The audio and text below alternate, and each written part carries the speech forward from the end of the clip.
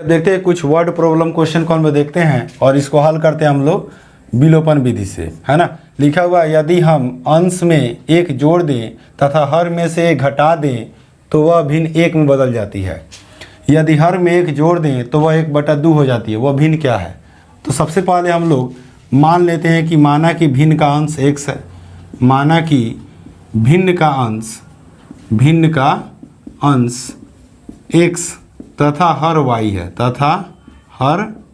y है, तो भिन्न क्या है? तो भिन्न x/y है। अगर हम लोग अंश को x मान लें और हर को y मान लें तो भिन्न क्या हो जाएगा? x/y। अब देखते हैं प्रश्न से अंश और हर क्या कहा जा रहा है? यदि हम अंश में एक जोड़ दें तथा हर में से एक घटा दें। अंश में एक जोड़िए और हर में से एक घटाइए तो भिन्न जो है एक में बदल जाती है। तो एक में बदल जाती है, एक यानी कि 1/1। क्रॉस मल्टीप्लाई करते हैं इसको हम लोग ऊपर नीचे से गुना करते हैं तो ये होगा x + 1 = y - 1।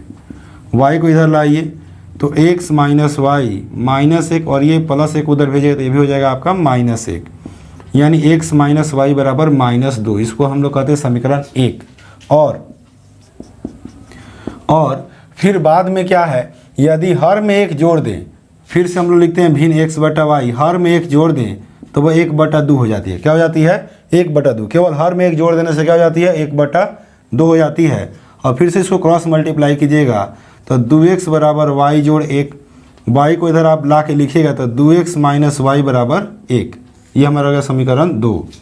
अब 1 तथा 2 से इन दोनों को हल करते हैं। 1 तथा 2 से 1 नंबर में आपका है x - y = -2। दूसरा है 2x - y = 1। देखिए दोनों माइनस में है, दोनों जोड़ेंगे तो -2y होगा, है ना। हमें क्या करना है? एक को विलुप्त कर देना है, गायब कर देना है ना। तो यहाँ अगर प्लस साइन हो जाए यानी घटाएंगे तो यहाँ माइनस साइन हो जाएगा, यहाँ भी माइनस साइन हो जाएगा। घटाने की क्रिया करते हैं तो यहाँ प्लस है तो माइनस, माइनस है तो प्लस, प्लस है तो माइनस। अब ये क्या हो जाएगा? 0।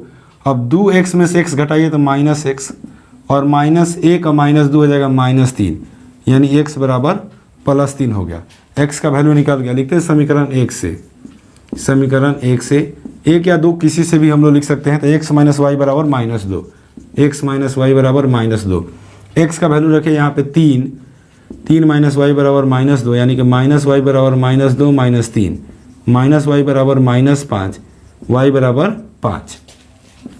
अतः हमारा जो भिन्न है, x/y है, अतः भिन्न क्या है? x/y। तो x का वैल्यू है 3, y का वैल्यू है 5, तो लिखेंगे 3/5। यही हमारा हो जाएगा भिन्न। चलिए एक और क्वेश्चन देखते हैं। इस तरह का वर्ड प्रॉब्लम है। 5 वर्ष पूर्व नूरी की आयु सोनू की आयु के 3 गुनी थी। 5 वर्ष पूर्व नूरी की आयु सोनू की आयु की 3 गुनी थी। 10 वर्ष पश्चात नूरी की आयु सोनू की आयु की 2 गुनी हो जाएगी। नूरी और सोनू की आयु कितनी है?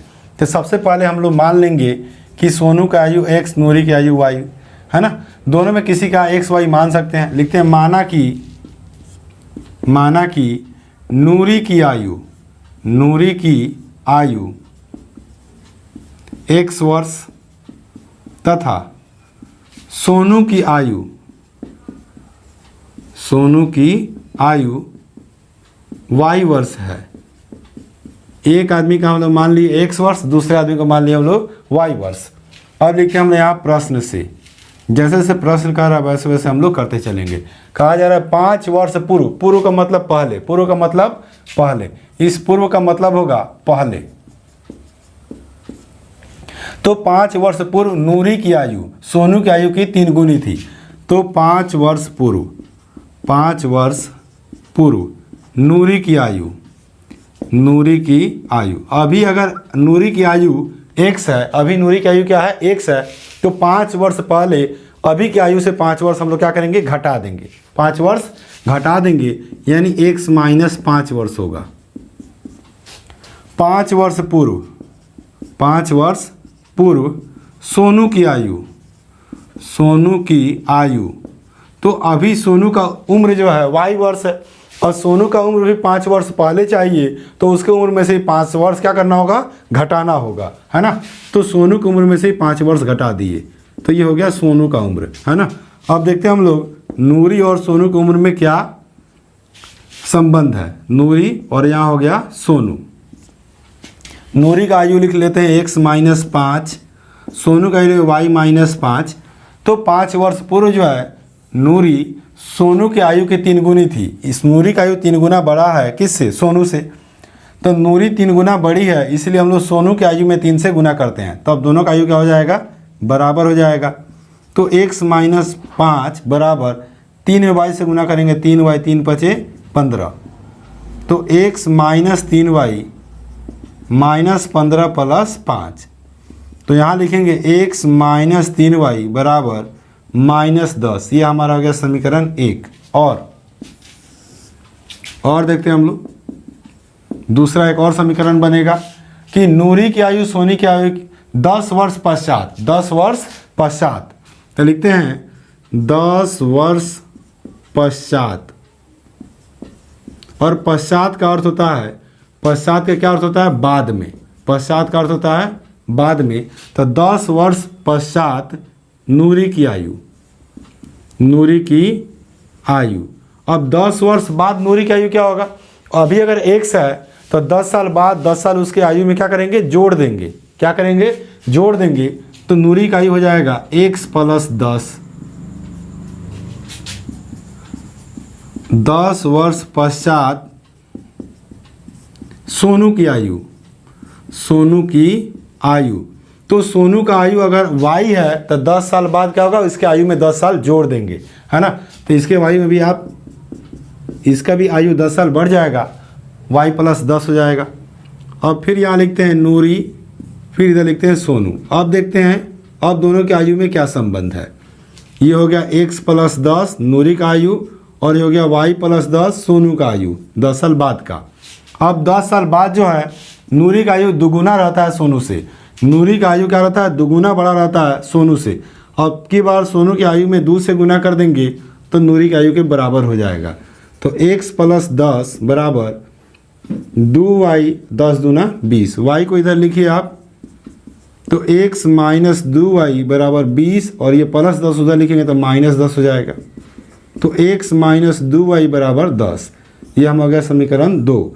अब समीकरण 1 और समीकरण 2 को हल करते हैं, x y का मान निकालते हैं। यही हमारा होगा नूरी और सोनू का आयु। देखते हैं और आगे इसको मिटा देते हैं।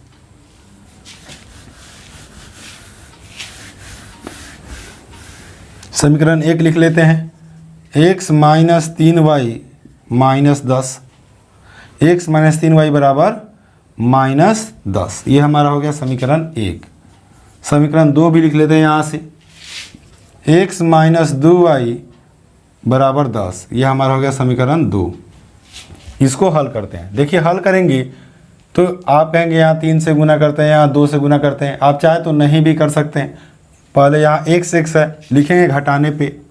जैसे आप लिखेंगे यहाँ घटाने पे, तो यहाँ का चिन्ह जो है प्लस है तो माइनस, माइनस है तो प्लस, प्लस है तो माइनस। अब ये x और ये x 0 हो गया।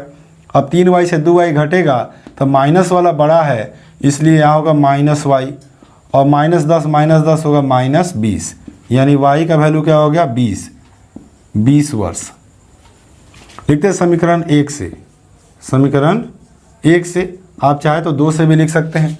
1 में ये है x - 3y बराबर -10। x - 3 गुने y का वैल्यू है 20 बराबर -10। 20 तिहाई 60। x - 60 बराबर -10। x बराबर -10 + 60 यानी हो जाएगा ये 50 वर्ष। अतः इधर लिख देते हैं हम लोग, अतः नूरी की आयु, नूरी की आयु, नूरी की आयु जो x का वैल्यू है 50 वर्ष, तथा सोनू की आयु, सोनू की आयु जो y है आपका कितना 20 वर्ष, 20 वर्ष है। तो दोनों का आयु हम लोग ज्ञात कर लिए।